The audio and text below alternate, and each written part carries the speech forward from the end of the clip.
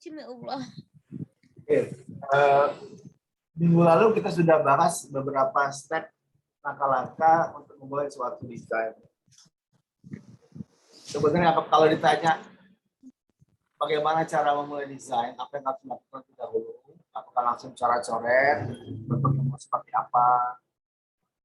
Apakah langsung bikin gambar, bikin sketsa, atau cari data dulu, atau langsung bikin maket, atau main-main soal bentuk, ya. Sebenarnya tidak ada aturan yang baku yang bagaimana harus memulai suatu desain. Jadi bisa saja muncul dari ide, saya pengen buat rumah seperti ini, mirip seperti labu misalnya, mirip seperti itu, betul boleh saja, sah saja sebenarnya. Memulai dari manapun itu nggak ada masalah, diperbolehkan. Tapi yang jelas, desain itu selalu menjawab suatu permasalahan tertentu.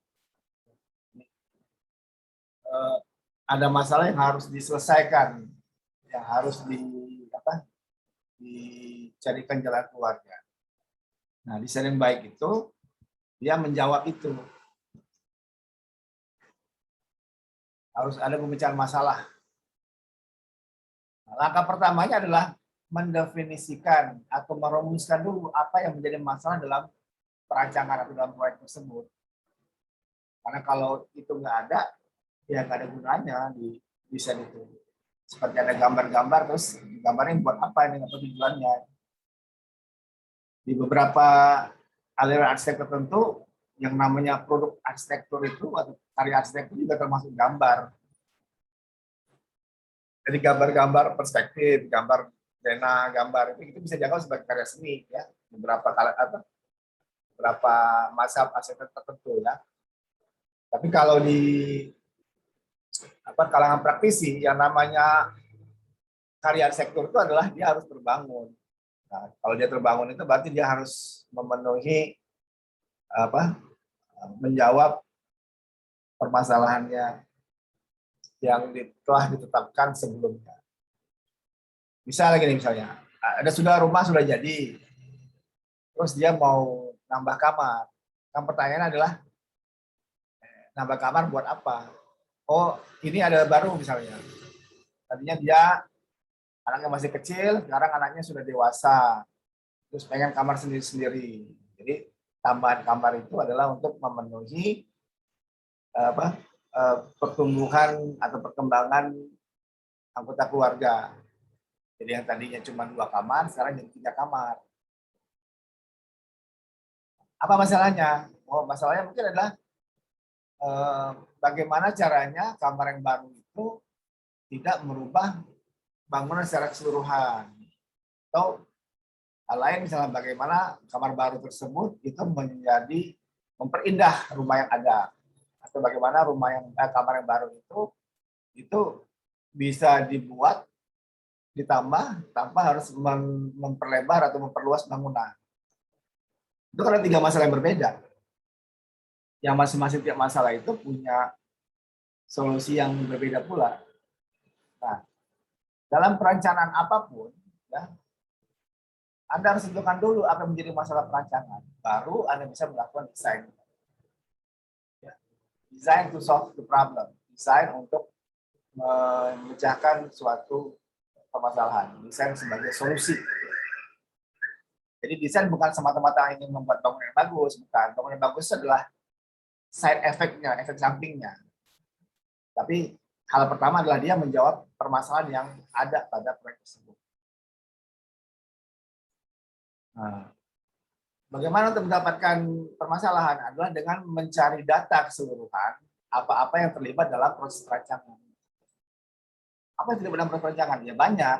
Yang mulai dari luas tanah, lokasi, iklim, pencapaian, terus jumlah pengguna, jumlah penghuni, terus fungsinya sendiri untuk apa, kemudian biaya, terus bentuk, terus lingkungan sekitar, Semua itu adalah faktor-faktor yang mempengaruhi bagaimana nantinya bentuk akhir itu akan dibuat. Nah, biasanya arsitek akan mencari terlebih dahulu hal apa sih yang berkaitan dengan fungsi yang dia akan buat. Oke, dalam hal ini kita akan ambil contoh misalnya rumah tinggal. Ya. Di rumah tinggal, itu saya ambil tugas itu kan saya sudah tuliskan ya.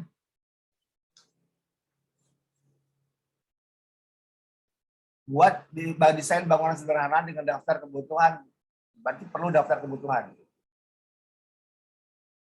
Sesuai dengan keinginan pemilik tertentu. Ada pemilik.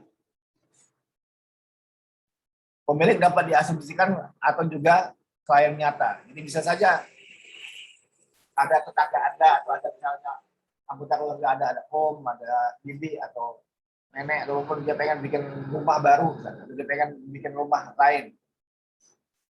Anda bisa pakai dia sebagai klien. Atau bisa Anda asumsikan saja, oh si pemilik itu adalah misalnya pegawai negeri eselon 3, anaknya 4 misalnya. Yang satu sudah kuliah, satu masih SMA, satu lagi masih SD, dan satu lagi masih bayi. Misalnya. Anda tentukan dulu siapa penggunanya.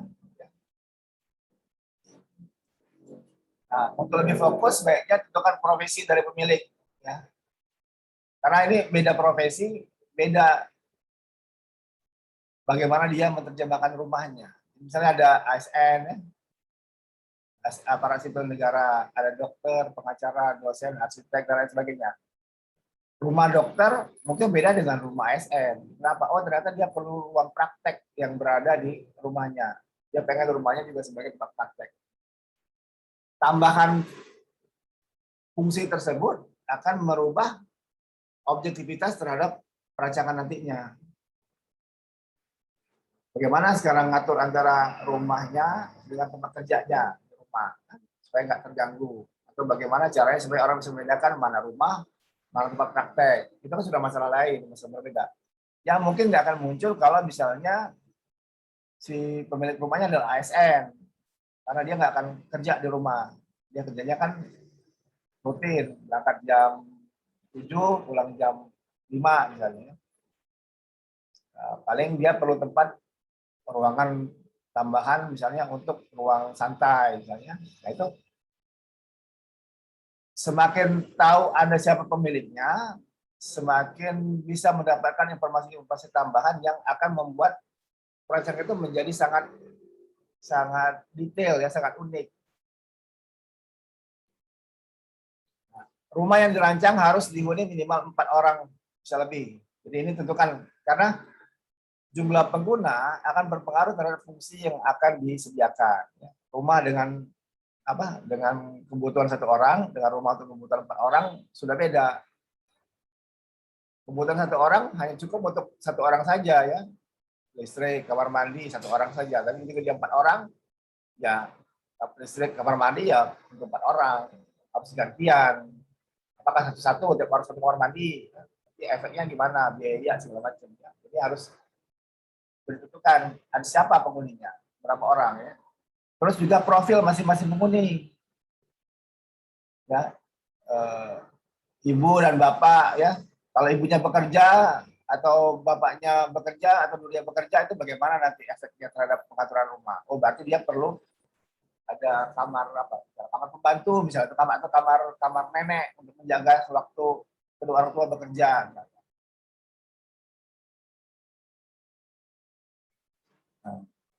terus anak laki-laki usia berapa, hobinya apa?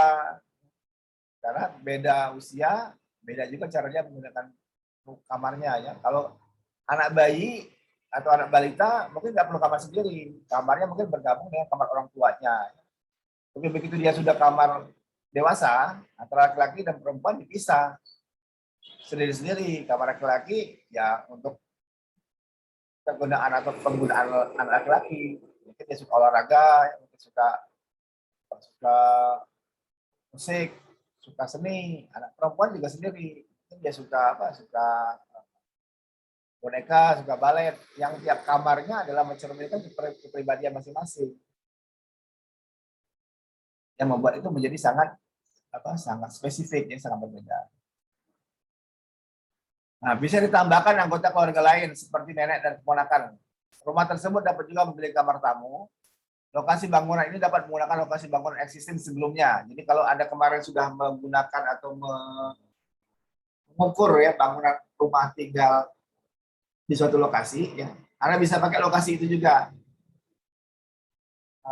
Untuk penggunanya dia tetap menggunakan pengguna yang lama. Jadi kalau yang lama itu misalnya rumah dihuni oleh 5 orang, rumah baru yang akan dihuni oleh 5 orang. Jadi bisa pakai lokasi yang lama yang ada, atau bisa juga ada usulkan lokasi baru, ya, lokasinya. Nah, lokasi sebaiknya jangan terlalu besar, ya. Ukuran tanah mungkin sekitar berapa tuh? 200 sampai 300 meter persegi, ya. Jangan sampai ukurannya sampai 1 hektar, terlalu besar. Nanti soalnya pengaturan antara luas terbangun dengan luas tanahnya itu tidak seimbang. Pastikan aturan bangunan mengenai GSB, KLB, KTB, dan rencana kota telah ada. Daftar kebutuhan ini dapat dilengkapi dengan persyaratan khusus dari pemiliknya, misalnya ruang tidur, ruang tidur, ruang luar, ya. Format tugas A3, scan. Jadi Anda harus menentukan dulu kebutuhannya apa saja. Oh, saya perlu 3 kamar tidur, saya perlu 2 kamar mandi, saya perlu ruang makan yang besar, saya perlu garasi, saya perlu ruang jemur, ya. Yang masing-masing dia akan mempengaruhi luasan ruang yang akan disediakan.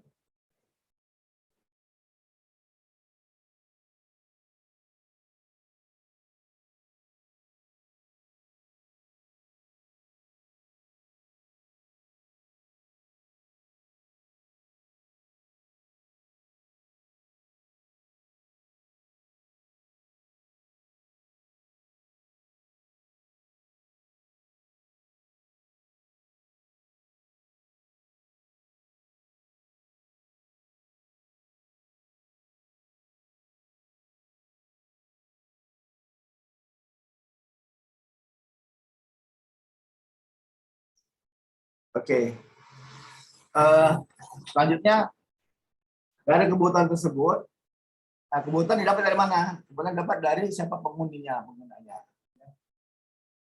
Masing-masing pengguna memiliki request atau permintaan khusus yang bisa menjadi penciri perbedaan dari desain tiap-tiap bangunan, ya, tiap ruangan.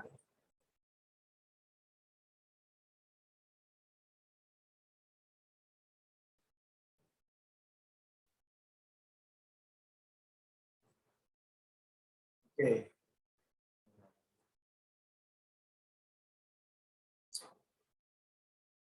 Ada berapa banyak jenis pertanyaan, ya. Jadi syarat awal itu memang Anda harus menjalin komunikasi yang baik dengan calon penghuni. Ini ada beberapa contoh daftar pertanyaan yang harus diajukan, ya. Kaitannya adalah dengan kebutuhan apa yang harus Anda sediakan, harus Anda lengkapi, ya. Hal pertama yang harus Anda catat bahwa adalah data mengenai lokasi. Data lokasi harus lengkap. Di mana alamatnya, RT berapa, RW berapa, kode pos, ya. Terus posisi utara selatan dari lokasi. Terus aturan yang berlaku. Soalnya nanti pada saat kalau Anda mau mengajukan izin, itu harus jelas nama alamat penghuni pemiliknya. Kemudian daftar pertanyaan ini bisa sifatnya formal, bisa sifat informal, ya. Tapi sebenarnya harus Anda ketahui, ya. kadang-kadang klien tuh nggak tahu dia maunya apa, bisa jadi ya, dia pengen rumahnya bagaimana di sini nggak tahu. Tapi yang jelas katanya saya butuh tambahan kamar 1. Jadi mau kamarnya seperti apa, itu yang kadang-kadang dia sendiri nggak bisa merumuskan ya. Kamar yang seperti apa itu. Nah itu tugas Anda untuk memastikan apa yang dia mau itu ya sesuai dengan pemahaman Anda. Ya. Jadi preparatory works is often done in a rush. Jadi pekerjaan persiapan tersebut seringkali dilakukan dengan secara cepat dan terburu-buru ya, sehingga mengakibatkan ketidakefisienan dalam melakukan pekerjaan ya pada lokasi ya. Nah, inilah mengapa final drawing dan biaya dapat menjadi salah satu penyebab bangunan itu menjadi tidak selesai. Lagi sudah dibangun, ternyata pemilik bilang, oh saya nggak suka nih kalau sempit atau warnanya tangganya jangan di sini, digeser. Bisa jadi seperti itu. Makanya kita perlu menggambar dahulu sebelum membangun itu untuk memastikan tidak ada perubahan setelah gambarnya disepakati. Karena kalau kita membuat desain gambar, terus pada saat dibangun semuanya berbeda antara yang digambar dengan yang dibangun, ya percuma bikin gambar. Karena kalau misalnya gambarnya udah jadi, terus bangunnya diruat tidak sama dengan gambar, dirubah-rubah di lapangan, itu akan terjadi masalah pembengkakan terhadap biaya dan waktu. Jadinya berubah, detail pintunya ganti, ya, posisi titik lampu geser misalnya.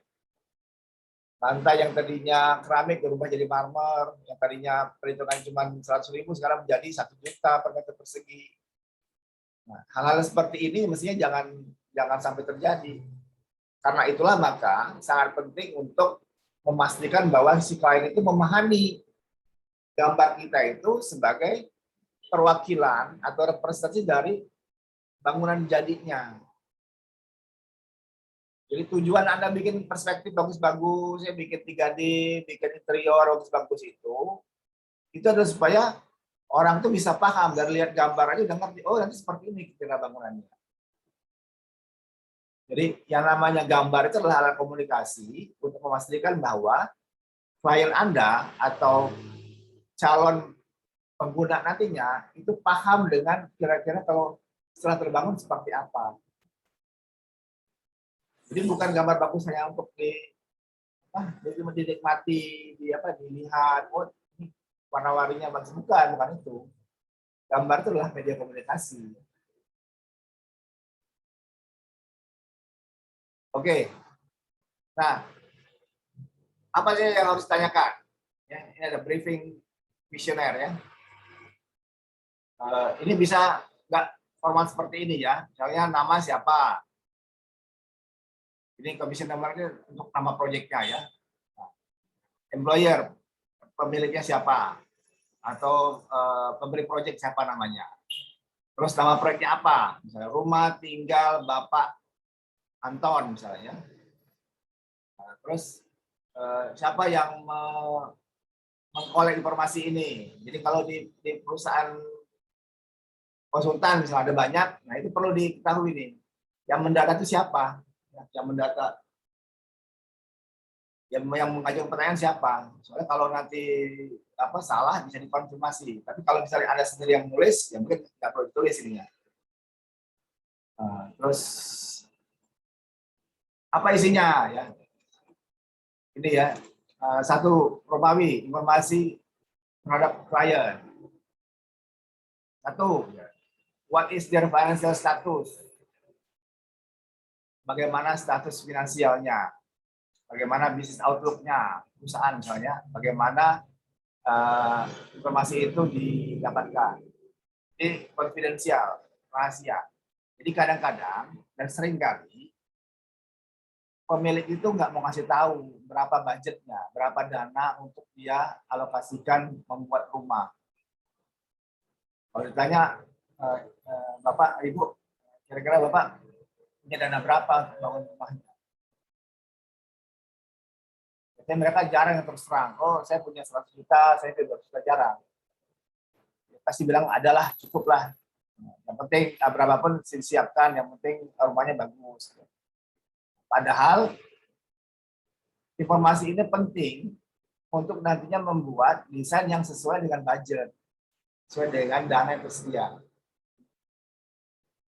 Anda nggak mungkin buat desain yang nilainya di luar yang mereka bisa bayarkan. Mereka punya dana 200 juta. Anda buat desain harganya 800 juta atau 1 miliar. Bisa dibangun nggak? Yang nggak bisa dibangun. Dan yang kurang. Nah, kalau nggak bisa dibangun, apa gunanya desainnya? Desain itu harus sesuai dengan dana yang ada.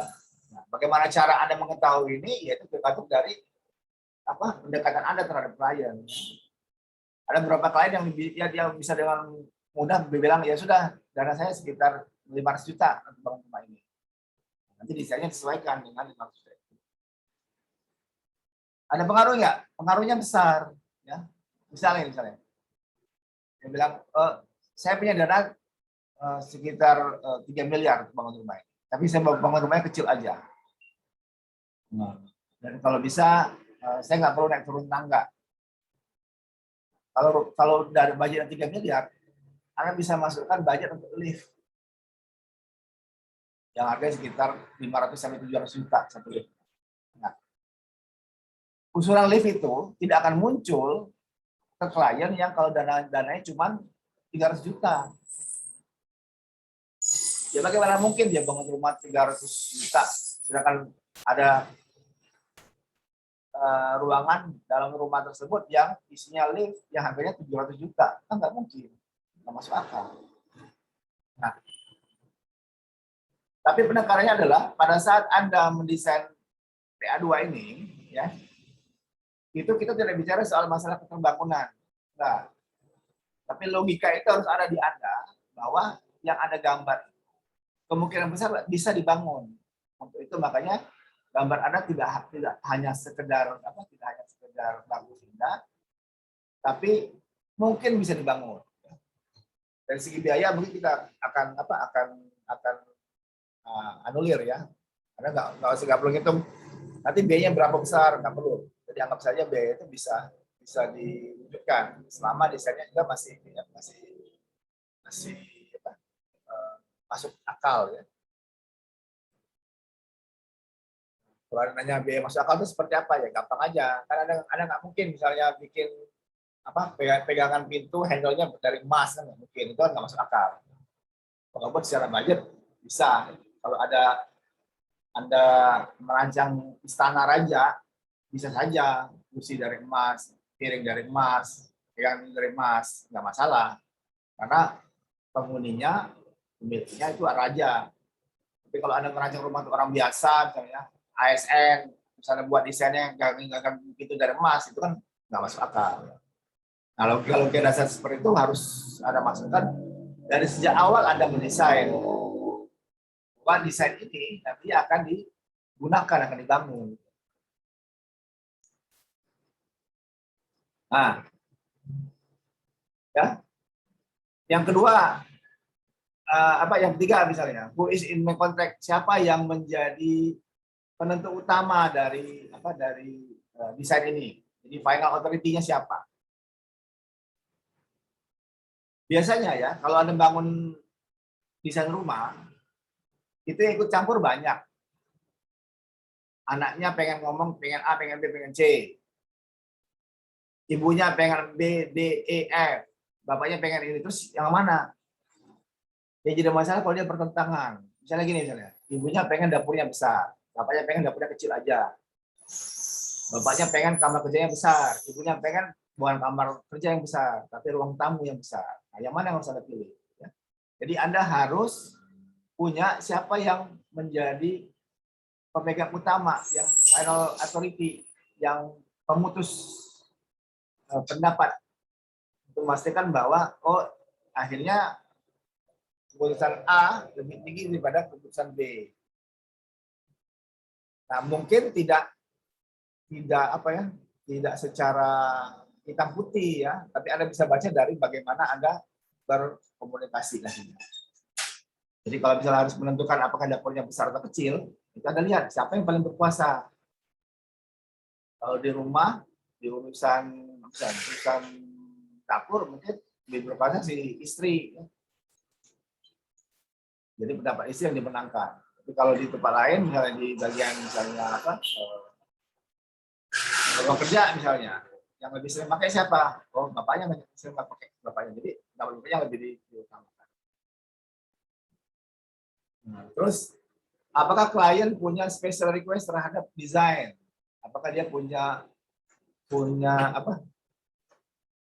keinginan tertentu terhadap desain yang diinginkan? Misalnya apa? Misalnya, oh saya pengen modelnya model rumah Itali, saya pengen rumah seperti di kampung saya pengen rumahnya ada atap limasnya. Nah, itu menjadi salah satu hal yang harus Anda akomodir dalam desain Anda.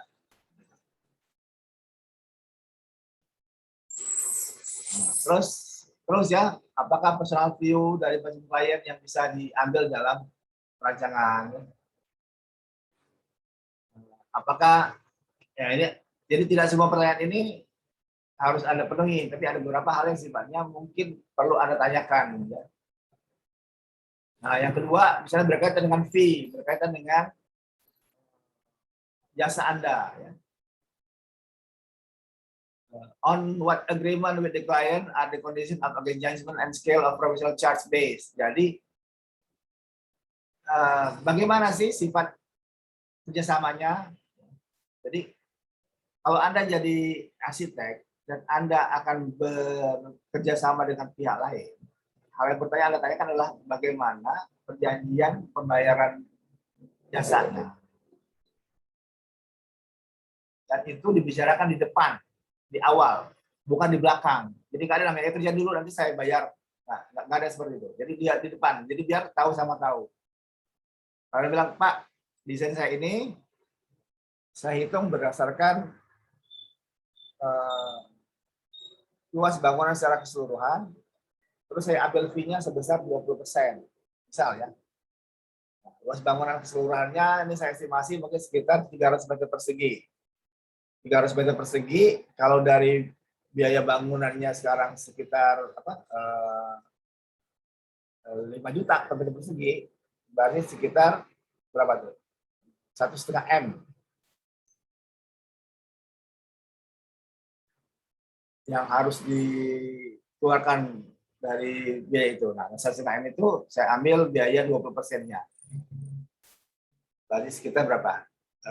30 jutaan ya. Nah, fee-nya adalah 30 juta. Atau nihitungnya mungkin bukan dari situ. Saya hitung dari ini, Pak. Dari lembar, Pak. Lembar kertas. Saya buat gambar denah selembar, tampak selembar, potongan selembar. Dari tampak potongan. Terus gambar detail, totalnya ada 10 lembar. Per lembarnya saya hitung 1 juta. Berarti 10 lembar kali 1 juta, baru biaya saya 10 juta. Atau saya hitung dari jam kerja, Pak. Jam kerja saya itu per jamnya itu adalah sekitar 300.000 per jamnya. Nah, bangunan ini saya kerjakan mungkin dalam sekitar 10 jam. Jadi 300.000 kali 10 jam berarti 3 juta biayanya. Nah, apapun itu dasar perhitungan fee itu harus bisa bicara di awal. Ya tentu saja akan ada tawar menawar ya. Misalnya Anda bilang, Pak, fee saya 20 juta untuk rumah tinggal ini, untuk desain komplit misalnya. Terus klien bilang, bisa nggak saya tawar 10 juta? Itu terserah Anda. Berapapun nilai dari penawaran terhadap jasa Anda, kalau Anda setuju, ya sudah setuju. Kalau Anda nggak setuju, ya jangan diambil. Jangan sampai nanti setelah setuju, Anda rasa kok kemurahan. Ya. Terus akhirnya Anda membuat desain yang tidak sepenuh hati. Salah-salah. Itu juga nggak boleh. Kalau Anda nggak setuju, ya sudah, jangan dikerjakan proyeknya, kembalikan uangnya. Ya. What is the estimate project cost? Nah, kalau misalnya kita nggak tahu Proyek kosnya berapa, nilai proyeknya berapa, gimana caranya? Ya kembali kan di cara perhitungan, mau hitung per jam, per lembar, per apa, per eh, waktu, satuan waktu, atau per terserah. Anda lihat misalnya, oh gambar ini nggak terlalu rumit, ini saya bisa kerjakan dalam waktu 2 hari nih. Kalau dikebut. Tapi kalau misalnya kerjaan normal sejam, sehari kerjain sekitar 2 jam, mungkin habisnya sekitar 7 hari itu 14 jam. Udah 7 hari dikali berapa seharinya, misalnya sehari hitungannya ada hitungan,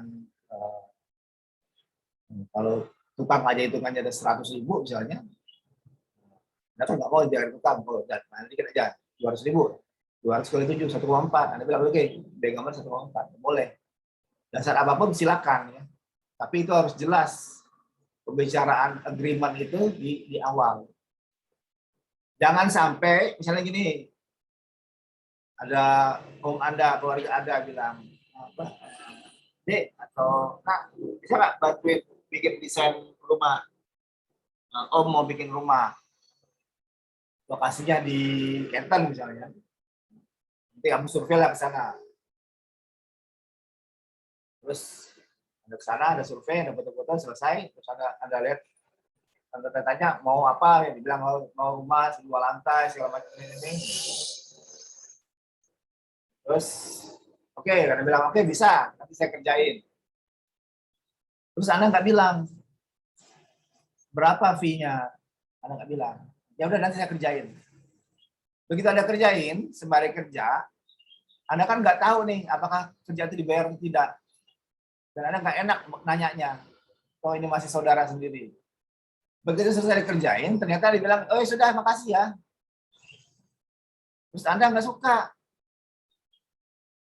Anda kecewa, kok cuma terima kasih. Terus Anda mau nanya nggak enak. Salah siapa coba? Salah Om Anda? Ya enggak lah. Om Anda kan dari awal sudah bilang, minta tolong. Nah, Anda bisa seperti ini sebenarnya, tanpa tidak harus menghilangkan rasa hormat. Anda bilang ke Om Anda atau saudara Anda, Om, boleh saya kerjain Om, tapi kan ini kan ada ininya Om, ada fee-nya. Kerjaannya kan saya kan harus mengeluarkan waktu saya harus pakai alat saya, ada biaya yang keluar untuk itu, saya harus ke lokasi, harus foto, saya harus mengukur segala macam. Nah, kalau secara profesional biayanya adalah sekitar 5 juta misalnya. Tapi karena Om masih ada hubungan saudara dengan saya, ya sudah cukup 3 juta saja misalnya. Tapi Anda bilang berapa harga yang wajar menurut Anda sehingga Anda mau mengerjakan proyek tersebut. Jadi jangan sampai sekali-sekali membuat desain itu secara free. Tidak ada desain yang gratis. Kalau desain itu gratis, murah, itu nggak ada orang mau menghargainya. Jadi apapun itu, mau gambar Anda jelek, mau gambar Anda bagus, itu ada nilainya. Nah, seberapa besar nilainya itu ya Anda yang menghargai sendiri. Kalau Anda sendiri nggak yakin dengan ini kayaknya ada nggak yang mau bayar, ya nggak akan bisa Anda jadi arsitek. Justru Anda sekolah belajar itu adalah nantinya Anda akan berprofesi sebagai arsitek. Tukang beca aja mau ngasih ongkos berapa? Anda nanya, Pak, dari Simpang ini ke itu Pak, ke pasar itu berapa? 10.000. Dia aja mau bilang 10.000, tanpa malu-malu kan? Apa dia bilang? Terserah, gimana enaknya aja. Terus ada naik, sampai itu dia bilang, makasih Pak ya, nggak bayar misalnya. Terus kalau bisa nanya, kok nggak bayar? Loh, katanya kan terserah saya dong. Saya mau bayar nggak bayar kan terserah. Apa Anda mau? Nggak mau seperti itu. Dari awal sudah harus bicara dulu berapa biayanya, biar semuanya sama-sama enak. Kalau Anda bilang ke Om aja, Om, ini kalau biayanya 3 juta gimana? Terus kalau Om Anda bilang, oh sudah, oke, 3 juta. Karena sudah jelas. Kalau Om Anda keberatan, misalnya, oh jangan 3 juta lah, Om cuma punya duit 200.000. Gimana bisa nggak 200.000? Kalau Anda tidak masalah dengan itu, ya sudah Anda terima. Kalau Anda masalah, ya nggak jadi Om.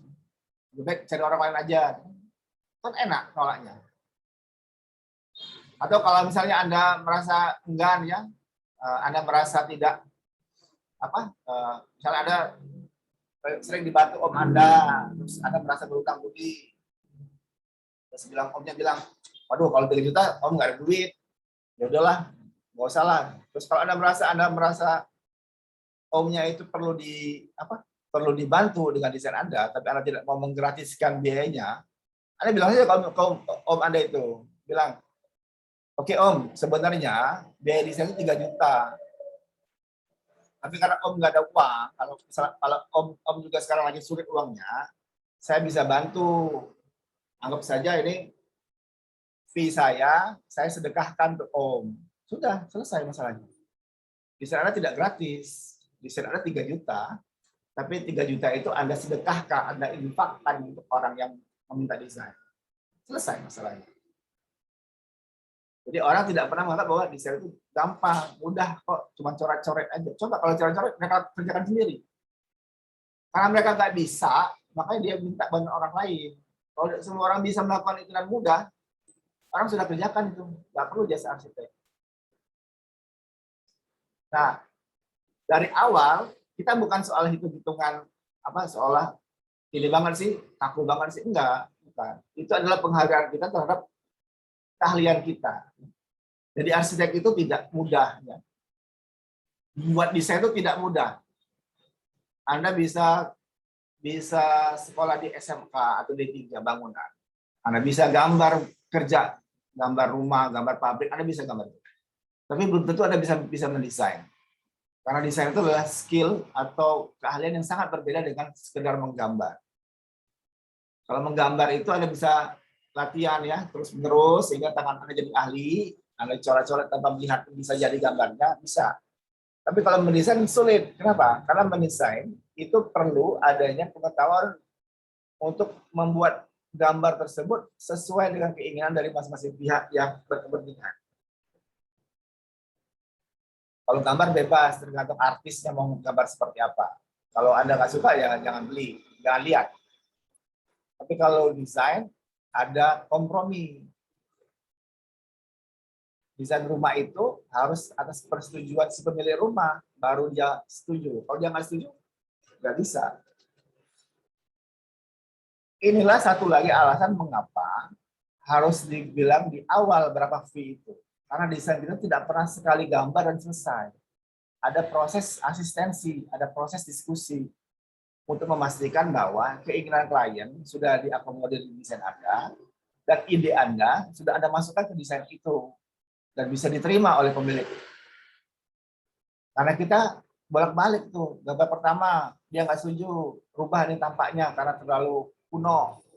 Gambar kedua ada rubah tampaknya, nggak setuju, ini ruang dalamnya terlalu kecil. Anda rubah ruang dalam dan tampaknya, nggak setuju juga karena nggak ada kolam renang. Anda tambah kolam renang, itu kan beberapa kali. Nah, apakah dengan diskusi tersebut Anda tidak buang waktu? Terus alat yang digunakan, ya, terus tenaga Anda, itu nggak ada harganya? Ya enggak, itu ada harganya. Nah, harga itulah yang harus Anda bicarakan ke klien Anda. Jadi, jangan sekali-sekali menggratiskan desain. Ya nggak usah bayar lah, free lah. Saya pengen cari pengalaman aja. Kalau cari pengalaman saja, Anda nggak bisa hidup. Pengalaman itu butuh biaya. Dan biaya itu kan harus dikonversi ke keahlian. Makin ahli seseorang, makin sedikit waktu yang dia keluarkan untuk mengerjakan suatu kerjaan. Tapi makin sedikit waktu itu, dia bayarnya semakin mahal, bukan semakin murah. Kalau orang bisa mendesain dengan 1 jam, terus karena ahlinya dia bisa mendesain selama setengah jam. Pertanyaan saya sekarang, apakah video lebih kecil karena dia mengerjakan lebih cepat? Tidaklah. Video bisa sama atau lebih besar daripada orang yang bisa mengerjakan lebih lama. Kok bisa? Ya karena dia lebih ahli. Semakin ahli orang tersebut, itu karena dia semakin lama dalam berkecimpung di bidang yang dia kerjakan. Semakin lama itu karena dia kumulatif pengalamannya. Pengalaman kumulatif itu butuh waktu.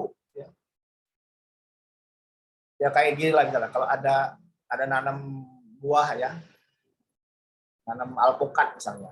Satu alpukat yang masak sesuai dengan waktunya, mungkin perlu setahun. Atau mungkin alpukat yang cuma 2 bulan. Yang 2 bulan itu ada karbit supaya masak. Terus ada taruh di yang sama, di piring yang sama. Satu alpukat yang karbitan, satu lagi alpukat yang memang masak sesuai dengan umurnya. Kalau dimakan, ya nggak sama rasanya. Yang masak yang lebih sesuai umur itu lebih alami, lebih enak dibandingkan yang karbitan. Karena yang umur itu dia ada waktu untuk prosesnya, yang nggak bisa dipercepat.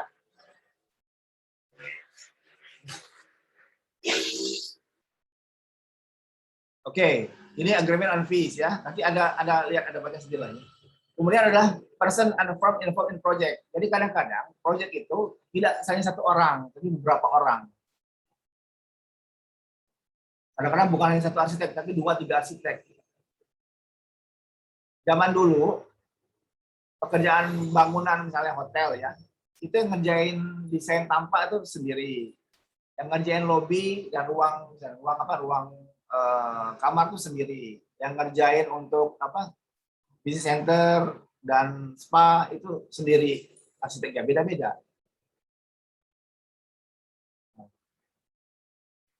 Perlu diketahui yang mana in charge yang mana. Belum lagi kalau kita bicara soal multidisiplin ya, orang MB-nya sendiri, orang strukturnya sendiri. Nah, harus tahu siapa saja yang terlibat. Kalau dia bilang, oh enggak, ini proyeknya cuma proyek kecil kok, rumah tinggal, saya cuma percayakan ke arsiteknya aja. Nanti arsiteknya yang melengkapi untuk cari ahli lain, itu lebih mudah. Jadi Anda tinggal nyari siapa yang bisa membantu Anda untuk menyelesaikan proyek tersebut. Tapi Anda harus tahu ininya. Ya.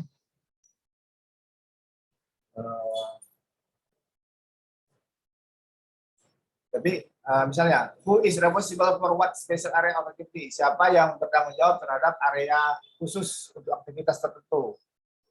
Kalau bank itu ya, ada bikin desain bank, yang membuat vault atau ruang simpan uang itu sudah ada konsultan tersendiri, konsultan untuk perangkas ya. Yang Anda harus ketahui dia perlu apa saja sih untuk ruang perangkas itu. Apa sih? Oh, dia harus ada lantai dasar, dia harus ketebalan 30 cm dindingnya, dia harus tahan api segala macam. Dia harus punya misalnya sistem fire alarm untuk kebakaran, untuk pencurian. Mungkin Anda tidak terlalu ahli. Nah, makanya Anda harus mencari tahu siapa yang bertanggung jawab untuk bidang tertentu, untuk aktivitas tertentu. Oke. Kemudian berikutnya general yang umum ya. Is hoarding required? Hoarding itu ya papan penutup proyek ya. Dinding, kalau kita bisa pakai dinding seng ya untuk menutup proyek ya. Terus apakah itu bisa ditempatkan iklan-iklan ya? Apakah perlu untuk menempatkan tanda-tanda pengenal? Jadi biasanya kalau proyek itu ada yang di sini akan dibangun terus berapa biayanya, terus itu juga apakah perlu ya? Terus apakah ada stasiun kereta api terdekat atau dekat dengan misalnya tempat kendaraan umum ya, karena ada halte bus dekat tidak dengan ini dengan fasilitas lain, ada kantor pos, kantor telepon, apakah sudah masuk listrik yang ke situ, apakah airnya sudah pakai air PDAM, sudah nyambung atau belum, yang berkaitan dengan umum dengan site tersebut. Ya. Kemudian berkaitan dengan proyek itu sendiri. Who has drawn up the building program? Siapa yang sudah membuat program bangunannya?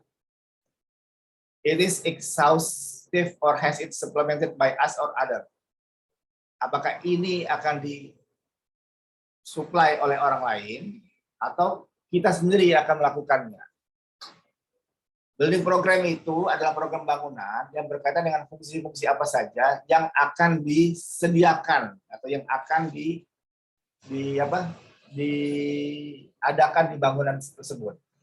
Misalnya ini, kalau Anda mau bangun rumah, program ruangnya adalah kamar tidur. Ada berapa kamar tidurnya? Oh, ada 4, Pak. Ada 4. 1 untuk kamar tidur pertama, kamar tidur Bapak Ibu misalnya. Yang 1 adalah kamar tidur anak perempuan. Yang 1 lagi adalah kamar tidur anak laki-laki. Yang 1 lagi adalah kamar tamu. Itu 4. Kamar mandi. Oke, kamar mandi bagaimana? Oh, kamar mandi itu 1 kamar mandi dalam ada di kamar mandi, kamar tidur utama. 1 lagi kamar mandi yang digunakan secara bersama. Jadi kamar anak, kamar tamu, kamar anak laki-laki, perempuan itu pakai ruang kamar mandi yang sama. Nah, program ini siapa yang bikin? Kalau nggak ada yang bikin, Anda yang harus bikin.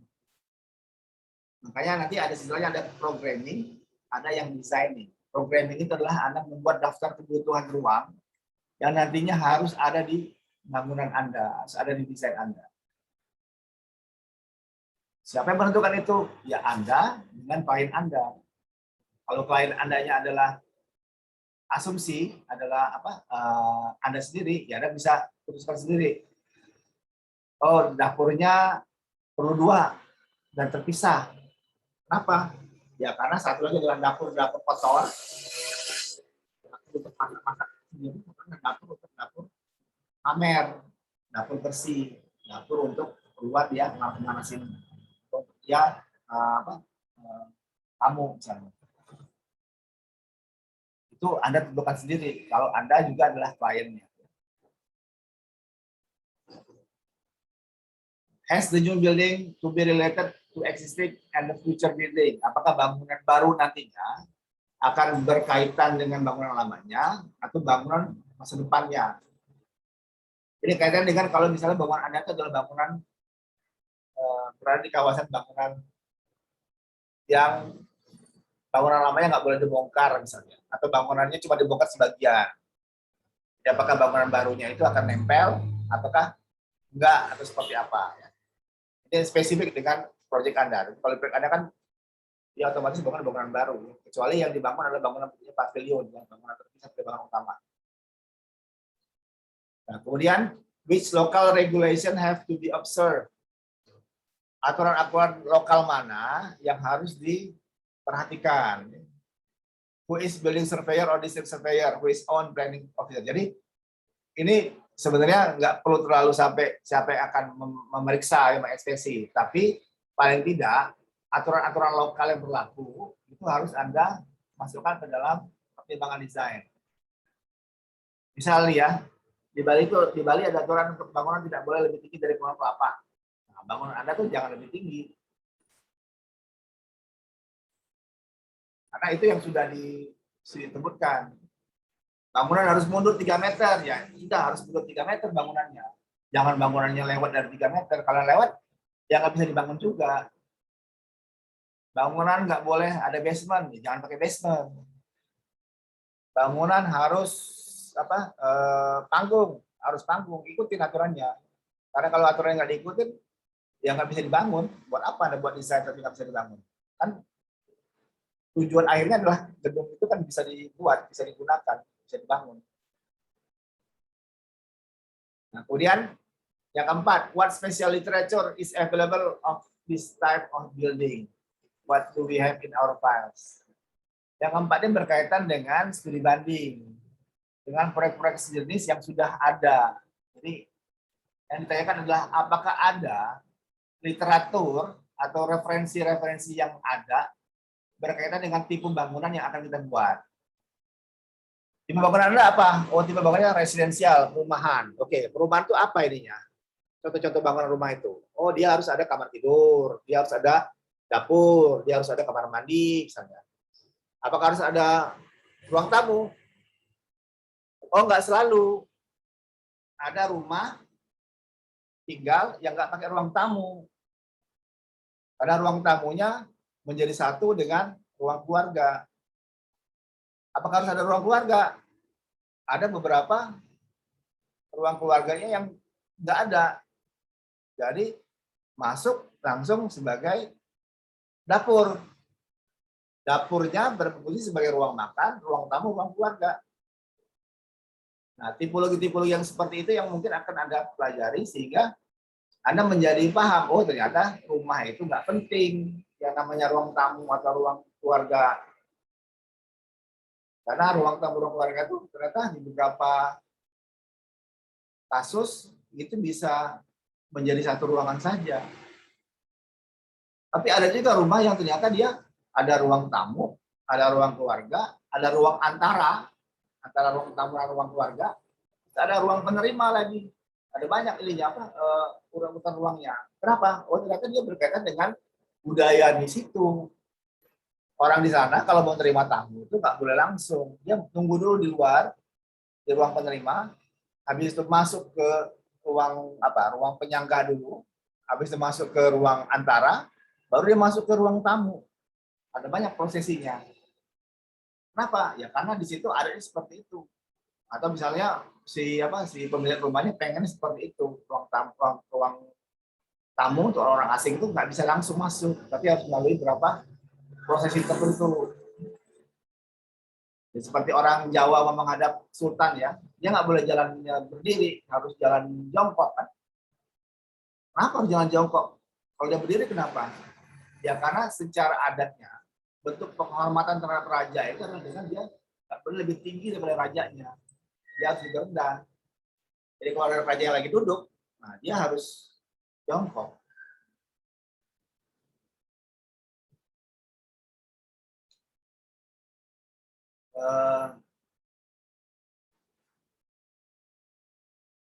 Where have similar building has been? Di mana bangunan yang mirip sudah dibuat, sudah dibangun. Karena pada dasarnya hampir semua bangunan, semua tipologi bangunan, apalagi misalnya rumah tinggal itu sudah ada dibangun, sudah dibikin. Tergantung dari konteksnya di mana ya. Kalau Anda bisa mencari bangunan yang mirip desainnya sama-sama mendekati, itu boleh Anda jadikan referensi. Referensi ya, bukan dicontoh, bukan contek habis. Karena yang namanya desain itu ya, memang berkaitan dengan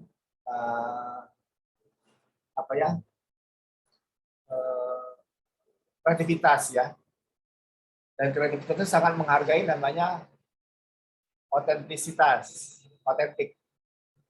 Jadi yang namanya desain asli ya, desain genuine, ide-ide yang baru, yang belum pernah ada, itu nilainya lebih tinggi, nilainya besar ya dihargainya.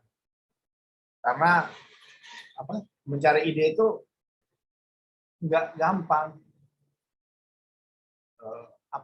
Menemukan ide rumah yang bisa dibangun secara cepat dalam waktu 1 hari. Kayak kemarin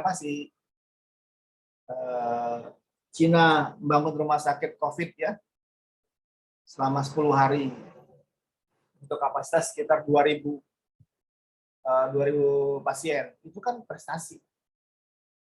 Dan itu kan ide baru tuh. Di mana orang bisa bangun dengan cepat rumah sakit darurat kapasitas 2.000 dalam waktu 10 hari. Desain aja belum selesai 10 hari itu langsung dibangun ya. Sudah sangat advance ya. Nah, sama karena ide itu sangat mahal, sangat penting, Anda perlu mengetahui apakah ide Anda sudah pernah dibuat atau belum. Ada nggak proyek-proyek yang mirip? Kalau proyek yang mirip, ya nggak apa-apa juga. Nggak berarti Anda ketinggalan. Enggak, tapi Anda bisa pelajari dari proyek yang mirip itu, mana yang bisa Anda tingkatkan. Mana yang bisa Anda copy. Ya nggak juga harus kopinya sama persis ya. Kalau kopi sama persis berarti Anda nggak ada ide sama sekali. Anda hanya mencontek, duplikasi. Dan itu kalau di dunia sektor ya agak ini.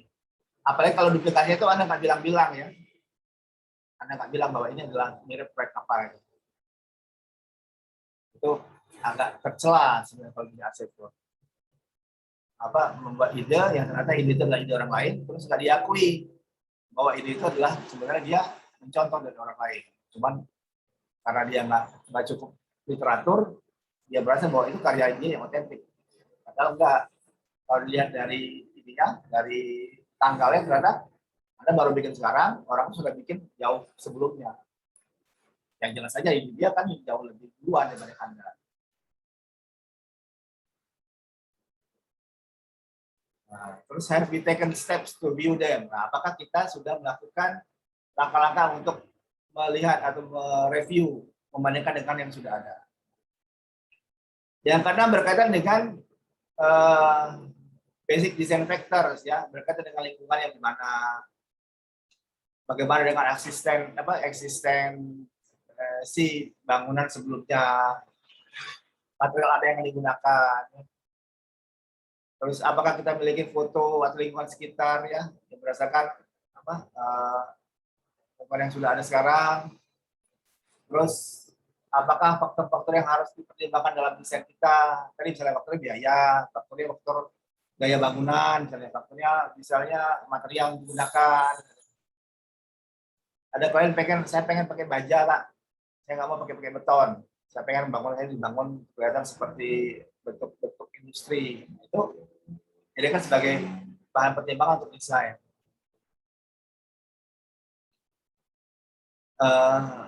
What are the existing floor-to-floor height and height of building? Berapa ketinggian existing lantai per lantai dan berapa ketinggian total bangunan? Bagaimana situasinya terhadap jalan, garis bangunan, terus kemungkinan dibangun yang jalan baru, terus area terhadap pohon yang sudah ada, terus bagaimana perkembangannya untuk ke depan, apakah akan ada penambahan ruang lagi, ataukah seperti apa? Is it desired to plan an area layout? Jadi apakah akan dibuat layout yang diinginkan, ya, sesuai? Apakah ada peraturan-peraturan yang membatasi yang berkaitan dengan elevational treatment in this rate, berkaitan dengan ketinggian, ya? Jadi kalau Anda bikin rumah baru, biasanya menguruk berapa tinggi maksimum itu, ada nggak batasannya? Nggak boleh tinggi dari 2 meter. Ini terus sampai ke bawah, ya. Technical fact finding, masalah tenis, terkait masalah umum. What sort of subsoil itu? Apakah bagaimana kondisi tanahnya, ya? Apakah berkontur, rata, apakah dia tanah-tanah lembut, tanah keras, tanah rawa, ya? Apakah dia seperti apa? Itu berpengaruh terhadap desain seperti apa, ya? Has the site been explored? Apakah lokasi sudah dieksplorasi? Apakah sudah dilakukan trial holes, ya, mengecek kekuatan tanah, ya, bagaimana ininya? Ini mungkin nggak perlu, ya. Tamanya load bearing capacity mungkin nggak perlu, ya.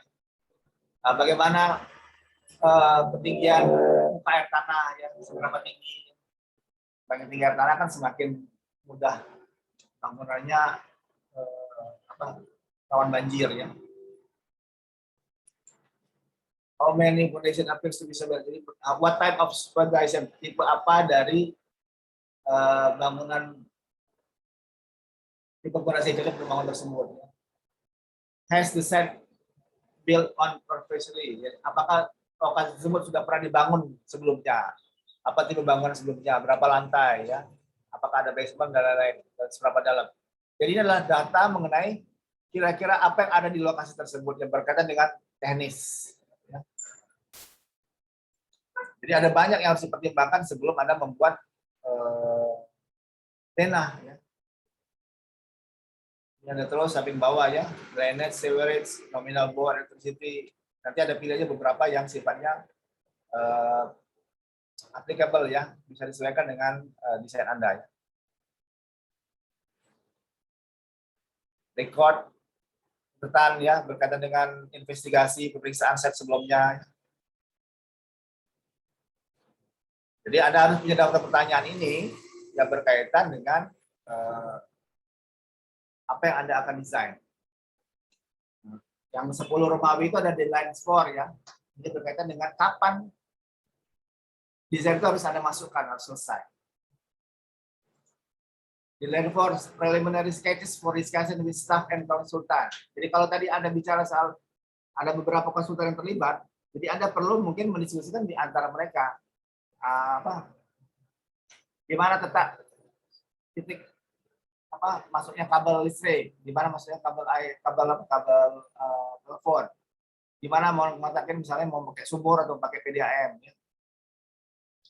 Terus preliminary sketch for meeting with the client, non planning officer dan district superior. Jadi biasanya preliminary sketch juga digunakan untuk berdiskusi dengan klien atau dengan pihak perizinan ya, memastikan bahwa bangunan itu sudah comply, sudah sesuai dengan tadi misalnya ada GSB-nya 6 meter dari depan mundur, 3 meter dari samping nggak mepet, terus 4 meter dari belakang. Jadi ada taman belakang, taman depan, terus taman kiri kanan.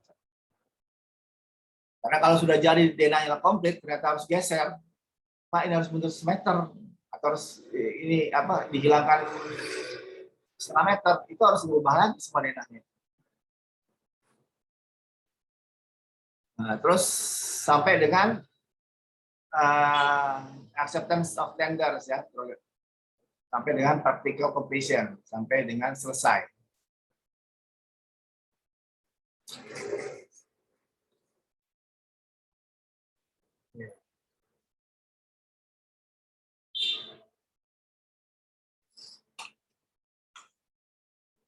Nah, biasanya setelah data-data itu Anda miliki, Anda punyai, terus Anda mulai bisa membuat sketsa dasar yang berkaitan dengan di mana perletakan masa-masa bangunannya. Jadi kita taruh masa dulu nih di lokasi.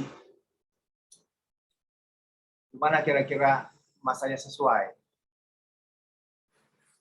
Sudah kasih garis mundur kiri, kanan, belakang. Terus kalau ada kontur ketinggian ya, slopingnya gimana, airnya dibuang kemana. Ini ya, 4 site layout proposal dari 4 penataan masa bangunan pada kawasan seluas 3.000 meter persegi.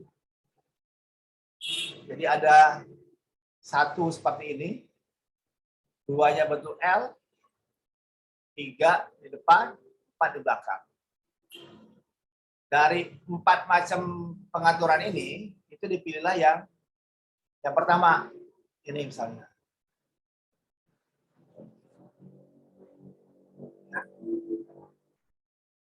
This development with the southeast slope in the front, southeast ya, selatan utara ya. Selatan utara itu selatan barat ya. Utara selatan. Jadi dia mengarah utara selatan. Posisi bangunannya, terus entry from road to the north. Jadi entry dari sini. Jadi jalur masuk bangunannya dari utara, terus ini utara selatan. Ini adalah side entry ya. Nah, kemudian setelah masa bangunnya ditempatkan di dalam tapak, baru dia bikin sketsa interiornya.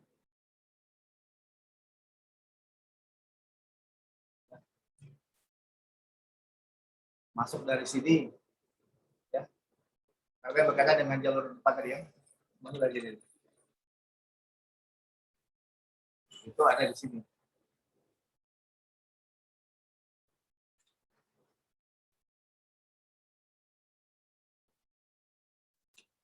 Jadi house sketch with vaults, cloakroom and porch are too big. Nah, ini catatan ya. Jadi sketsa rumah dengan salahannya cloakroom, ini cloakroomnya ini. Dan porch, ini porch ya. Porch itu semacam ruang perantara ya, ruang penerima. Kita mungkin bilangnya apa ya? Teras lah ya. Cloakroom and porch are too big, terlalu besar ya. Bedroom and server are too narrow. Jadi kamar mandi dan ruang pelayanan terlalu sempit. The steps in the corridor are dangerous. Nah, tangga di koridor itu berbahaya. Ini ya. The street view from kitchen. Jadi pandangan ke arah dapur itu terhalang. Kemudian yang empat adalah improve design. Jadi dari yang sketsa awal ini itu menjadi sketsa final. Jadi improve design ya, better room plans.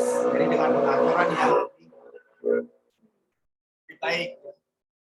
Bedroom berada 2,5 meter di atas ground. Mesti menggunakan side natural slope, menggunakan kemiringan alami dari lokasi dari side ya. Terus garasi berada di ground level. Jadi garasi ada di bawah sini. Jadi bangunannya sendiri sifatnya berbeda level ya. Nah, ini building program bangunan ya, atau room program sama program ruang ya. Jadi desain itu ada pilihan itu bekerja dengan membuat drawing atau menggambar detail brief beberapa bangunan atau ruang-ruangan yang sudah ditentukan. Jadi kalau misalnya Anda bilang saya punya 4 kamar ya sudah 4 kamar itu mulai dulu. 4 kamarnya berapa ukurannya? 4x4, 3x4, 6x6 ya. Before the planning starts, the following must be known. Jadi sebelum ini mulai, beberapa hal ini harus sudah diketahui. 1, tapak ya. Lokasi, ukuran, tapak dan akses level dan jalur masuk ya.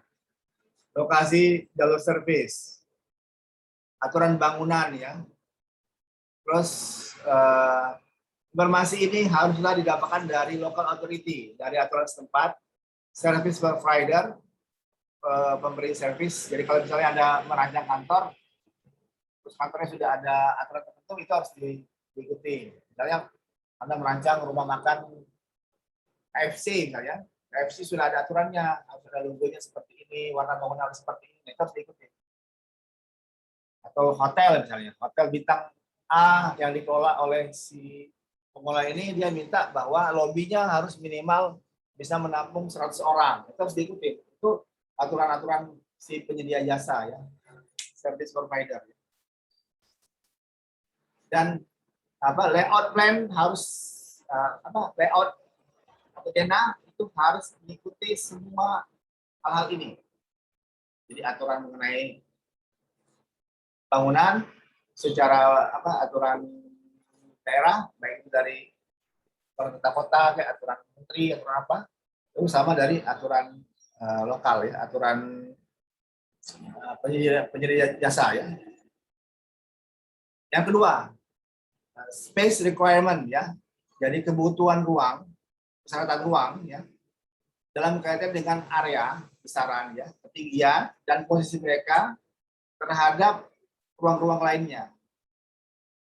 Jadi nanti ada namanya program ruang itu berkaitan dengan persyaratan ruang. Misalnya apa? Kamar mandi itu harus ada saluran untuk air bersih.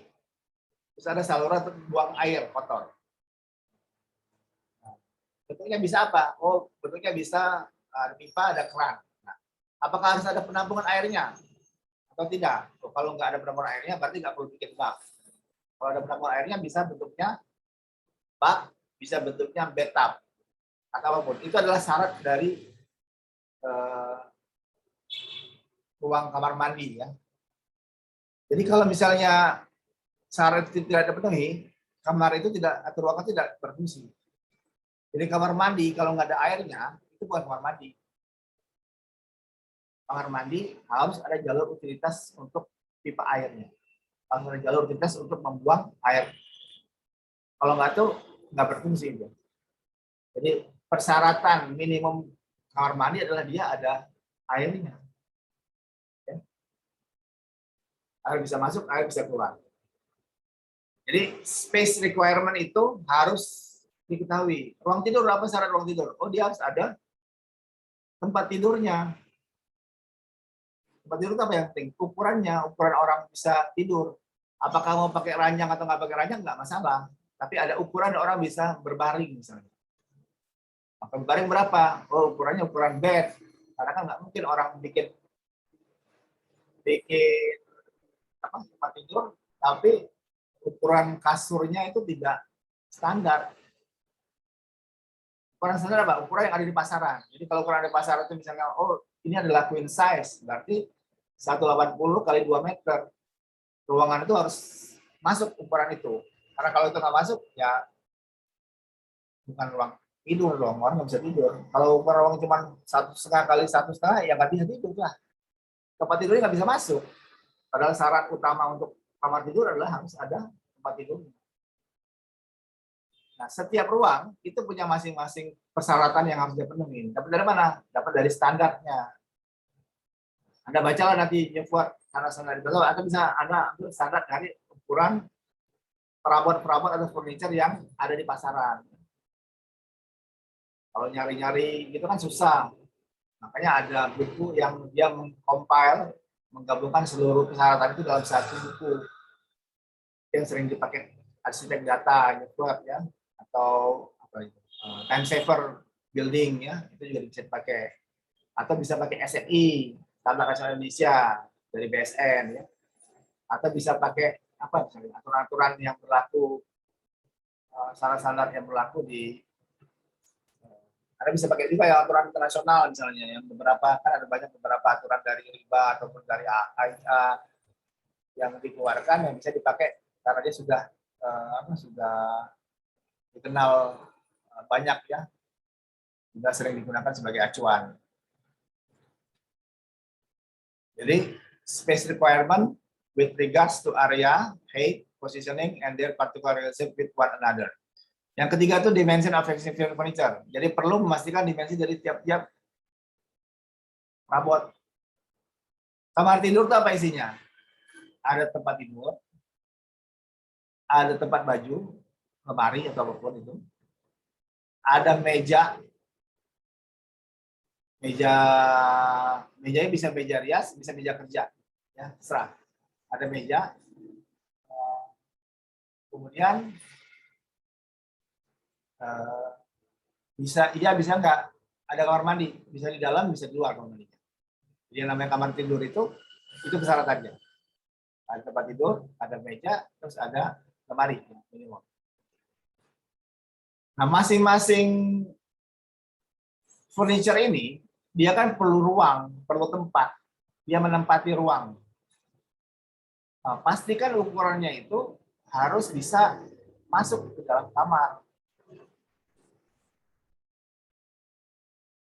Kalau Anda bikin pintu ya, pintu itu sudah standar, tingginya pasti 2 meter. Lebarnya mungkin sekitar ada yang 80, ada 70, ada yang 90, tergantung ya, tergantung dari lebar pintunya. Tapi kalau Anda bikin pintunya 1,5 meter misalnya, 1 meter. Kenapa 1,5 meter? Ya soalnya ngapain Pak tinggi-tinggi misalnya, kan pendek aja kan udah orang bisa lewat. Orang kan paling tingginya berapa? 160 misalnya. Atau jangan 1,5. Nah, kalau ada tingginya 1,8. Ini orang nggak bisa ini Pak, orang cukup bisa lewat aja, nggak harus sama dengan ini, nggak harus sama dengan pintu yang di pasaran. Saya mau menghemat bahan misalnya. Itu nanti jadi masalah kenapa? Pertama karena tidak semua pintu itu yang ada di pasaran itu kan sudah standar. Karena Anda bikin pintu lebarnya tingginya 1,8. Daun pintu itu tingginya cuma 2 meter. Anda bilang, Pak, saya nggak akan beli pintu jadi, saya akan beli pintu yang dibuat, yang ditempa, yang Itu order, made by order, Pak. Ya boleh, silakan. Sudah jadi pintunya, udah dipasang. Begitu masukin tempat tidur, nggak bisa masuk, nggak bisa lewat pintunya, bahkan kecilan pintunya. Karena kebetulan Anda beli tempat tidur yang king size 2 meter kali 2 meter, nggak bisa lewat pintu. Itulah penting untuk mengetahui misalnya berapa ukuran benda yang akan masuk ke dalam suatu ruangan. Sering terjadi, ini ada terjadi untuk kasusnya orang-orang NE ya, yang kali electrical. Karena alatnya besar-besar, itu nggak bisa lewat pintu dia. Alat itu harus dipasang sebelum ruangannya jadi. Tapi nanti akan jadi masalah pada waktu dia perawatan ya. Kalau misalnya rusak mau dibongkar, gimana kalau nggak bisa lewat pintu? Dan juga yang harus diperhatikan kalau Anda mendesain, pastikan bahwa ruangan tersebut cukup untuk furniture yang akan ada di dalamnya. Orang bangun apa misalnya kos-kosan lantai 2, terus lorongnya itu sempit. Begitu jadi rumahnya nggak bisa masuk tempat tidur. Kenapa? Karena nggak ada akses untuk naikin si tempat tidur ke dalam lantai 2. Lewat tangga nggak bisa karena tangganya sempit. Jadinya apa? Jadinya harus lewat jendela, jebol jendela. Sering seperti itu. Karena apa? Si arsiteknya itu nggak mengukur apa saja furniture yang ada di dalam bangunan, dalam ruangannya. Nah, kemudian selanjutnya kalau semua sudah diketahui, ya, kemudian baru ada buat sketsa ya. The sketch scheme is begun by drawing up individual rooms of required area as simple rectangles drawn to scale and put professionally into groups. Jadi ada banyak cara untuk mulai desain sketsa. Setelah tahu tadi semua syarat-syarat ruang itu, sketsa bisa dibuat dengan menggambarkan segi 4 ya, yang saling berhubungan. Makannya di sini, rotinya di sini. Atau bisa juga dalam bentuk lingkaran-lingkaran ya. Makin besar lingkarannya, makin besar ruangannya. Yang itu disebut bubble diagram. Jadi Anda buat abstraksi dari denah-denah tersebut untuk nanti dibuatkan sketsa realnya, sketsa nyatanya. Nah, yang harus Anda pelajari adalah movement ya, pergerakan atau sirkulasi dari orang dan barang secara horizontal maupun vertikal. Jadi kira-kira nanti gimana sih orang menggunakan ruang itu masuk ke pintu utama atau masuk dulu ketemu teras, dari teras masuk ke ruang tamu, dari ruang tamu dia masuk ke kamar kalau dia mau ke kamar, atau dari ruang tamu dia langsung ke dapur kalau dia mau ke dapur. Nah, itu gimana flow-nya, arahnya? Apakah dia nanti baru crossing-nya bersimpangan atau dia enggak, atau dia searah ya. Analisa sirkulasi dan relationship dan hubungan antar tiap ruangan ya. Berkaitan satu sama lain dan juga cahaya matahari.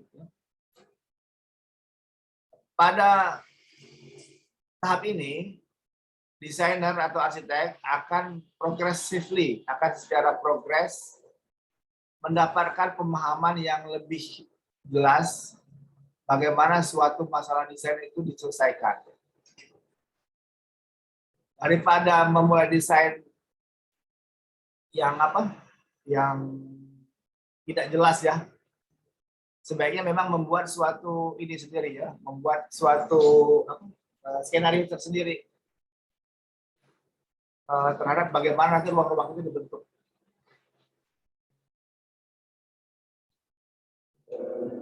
Jadi by exploring the various means of access, jadi Anda bisa kalau dari sini nanti efeknya gimana, kalau dari sini dari mana efek gimana, kalau bangunannya enggak utara selatan tapi misalnya ini seperti apa. Jadi semua alternatif desain itu harus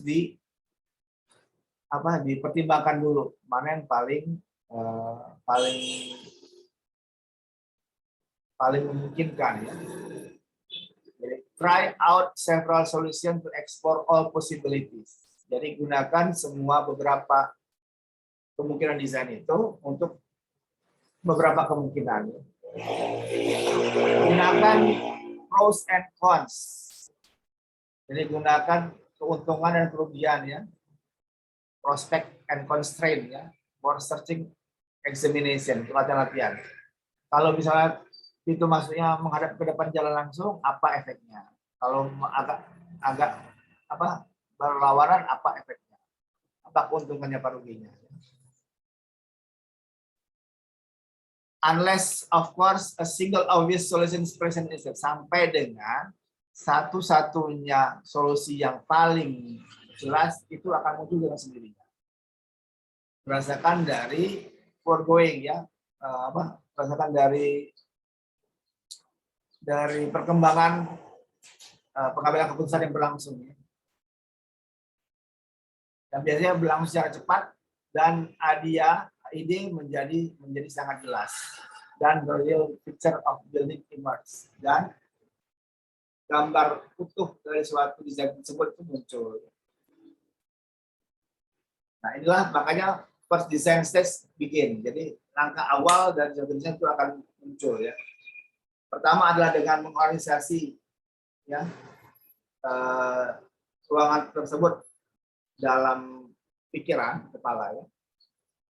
Kemudian dibuatlah skematik presentasi ya, dari kepala itu muncul namanya ada gambar berupa sketch ya yang berupa konfigurasi umum dari bangunan yang bersifat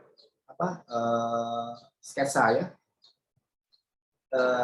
yang memberikan bangunan yang spatial atmosphere ya yang terbangun. Jadi kira-kira seperti apa sih suasananya mau dibikin.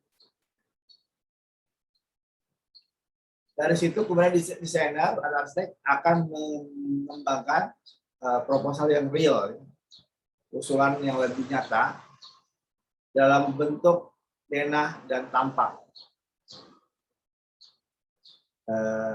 Tergantung dari bagaimana kemampuan menggambar dan sketsa itu. Dari sketsa awal inilah biasanya bentuk awal itu dikenali ya, muncul. Bentuk awal itu bukan bentuk akhir, ya. Misalnya dia dalam perkembangannya dia berubah.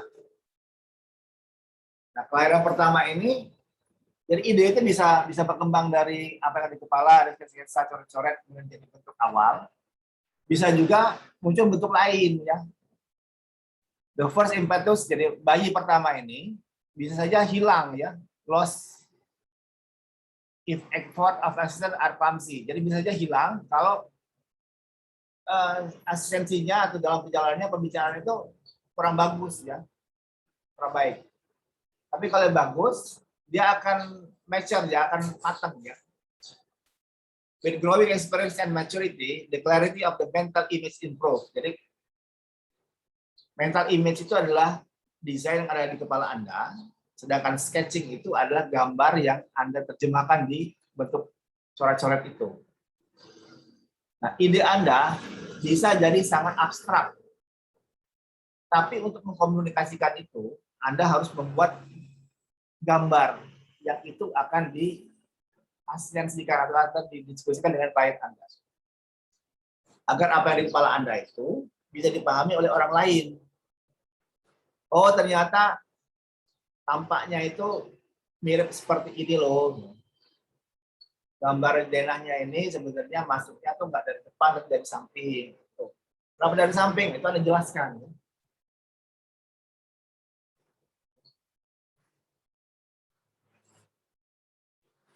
Older, mature nggak? Semakin tua dan semakin mature arsitek, ya. Older mature arsitek biasanya dapat menggambar final design ya, bukannya masih sketch ya, dalam bentuk freehand.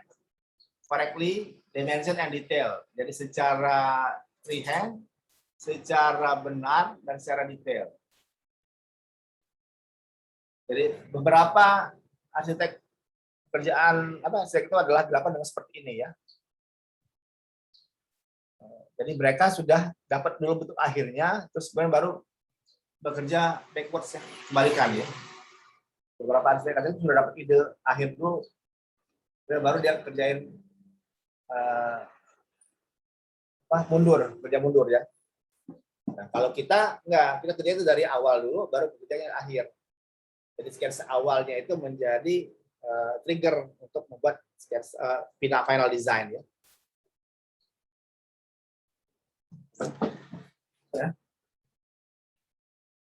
Jadi after completion of preliminary design, setelah mengerjakan gambar-gambar awal, gambar-gambar prarencana, a pause. Jadi perlu istirahat sebentar selama 3-14 hari ya untuk direkomendasikan.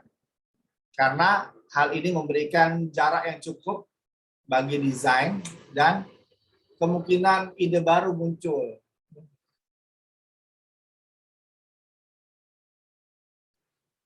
Because it provides a distancing from a design and lets upcoming reveal themselves more clearly. Jadi bisa aja ide-ide yang berkaitan dengan gambar-gambar awal itu baru muncul belakangan.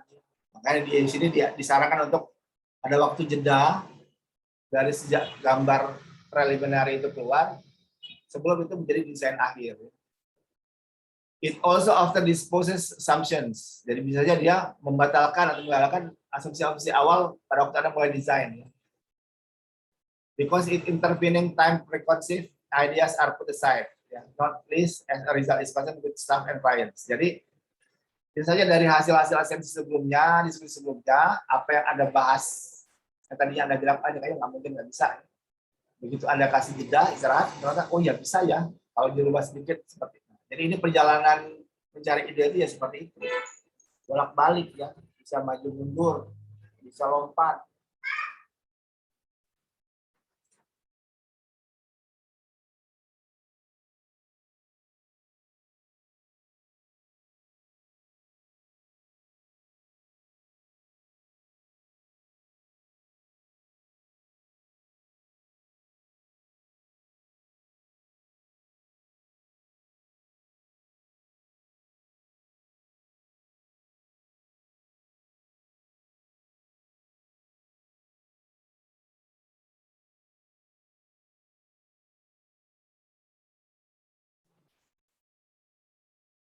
Oke.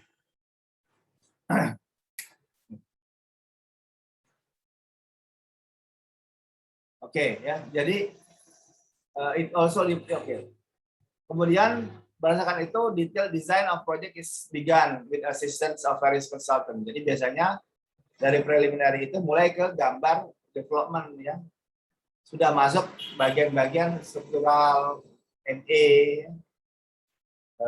untuk membuat desain tersebut menjadi lebih komprehensif ya. Jadi kalau tadi bicara misalnya, oh saya mau pakai AC, nah, itu AC-nya cukup nggak 1 PK atau 2 PK? Itu kalau sudah dengan ahlinya, itu ya dengan pasti, oh ruangan Pak itu cukup 1 PK, 1,5 PK. Ya.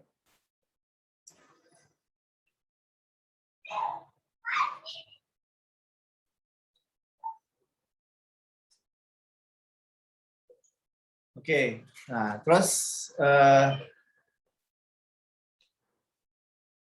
following this, but usually before, the plans are submitted to relevant authorities. Jadi setelah ini,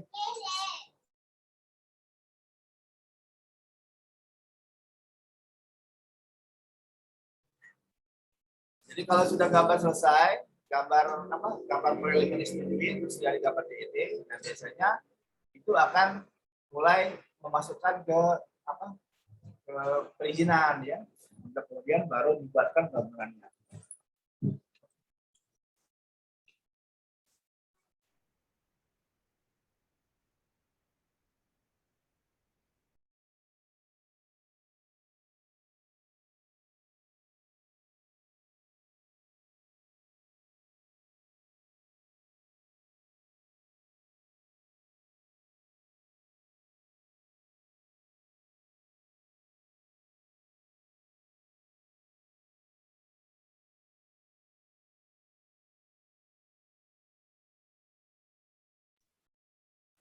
Oke, ya.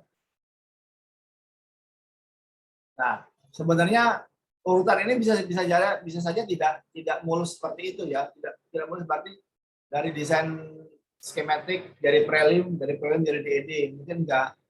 Jadi mungkin Anda harus bolak-balik dari SketchUp, dari sketsa ke prelim, dari prelim berarti ke sketsa, bisa jadi seperti itu bolak-balik karena yang dibicarakan adalah alur umumnya seperti itu. Tapi dalam kenyataannya bisa sangat spesifik ke masing-masing desainer perancangnya. Tapi pada dasarnya bahwa untuk merancang itu harus tahu dulu, harus tentukan dulu apa permasalahannya, harus ada kebutuhannya apa. Kalau Anda belum tahu merancang itu apa, untuk siapa, nanti perancangan Anda atau desain Anda nggak ada arahnya. Sama kayak mau bikin baju ya, tentukan dulu, ini baju untuk siapa sih? Cowok apa cewek? Oh, untuk cowok, oke. Baju untuk laki-laki, untuk keperluannya apa? Untuk keperluan formal atau non formal? Untuk kebutuhan sehari-hari atau untuk kebutuhan pesta? Untuk kebutuhan kerja? Untuk kerja, oke, kerjanya di mana? Itu semakin detail pertanyaannya, semakin spesifik desainnya. Kalau cuma bilang desain baju, terus nggak ada apa-apa tuh, nggak ada constraint-nya, nggak ada peruntukannya apa. Nanti jadinya adalah desainnya macam-macam, tapi nggak tepat sasaran. Karena buat desain baju, ternyata, oh, nggak bisa pakai baju ini, kenapa? Kan ini ya laki-laki. Ya kan Anda bikin misalnya baju gaun panjang, kan nggak bisa. Tentukan dulu siapa penggunanya, pemilihnya, tentukan kebutuhannya, tentukan constraint-nya, baru Anda tahu, oh oke, berarti dirancangkan itu dalam baju laki-laki dewasa untuk keperluan pesta, malam, acara yang formal. Sudah semakin spesifik, sudah semakin jelas apa yang akan dibikin. Karena desain itu sangat spesifik terhadap masalah apa yang dia akan selesaikan, dia akan kerjakan, dia akan jawab. Oke, baik. Sementara itu dulu, jadi Anda bisa cek kembali di ininya, di e-learningnya apa saja yang harus dikerjakan. Jika ada pertanyaan, silakan ditanyakan sekarang, baik mengenai apa yang saya jelaskan barusan ataupun berkaitan dengan tugas yang akan dikerjakan. Oke, silakan, ada pertanyaan?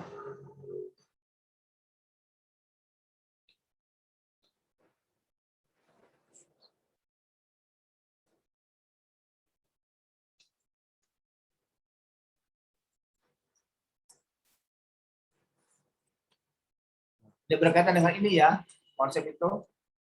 Jadi Anda harus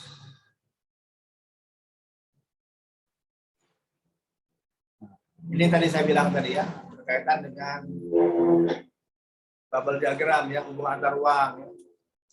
Ini semua berkaitan.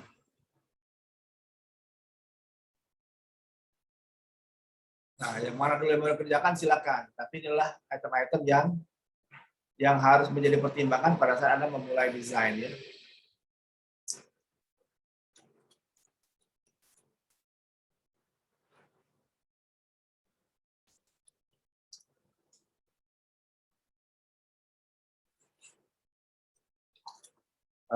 Berkaitan sama analisa tapak, itu bisa Anda gunakan yang ini.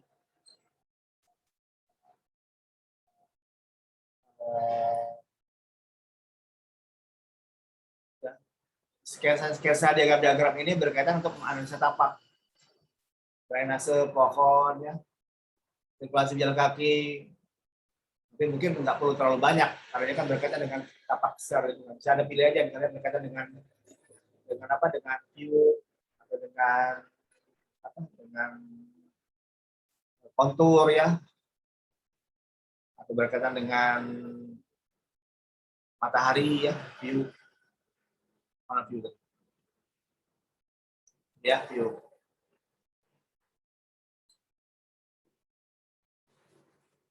Nah, bisa gunakan ini untuk menganalisa tapak. Menganalisa masa bisa yang pakai yang pendekatannya film pena atau lainnya.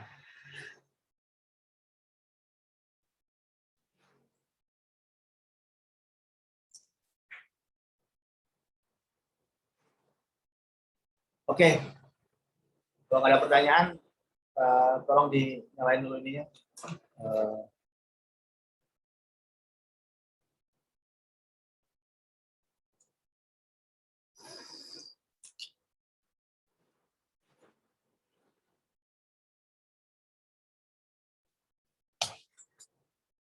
Oke.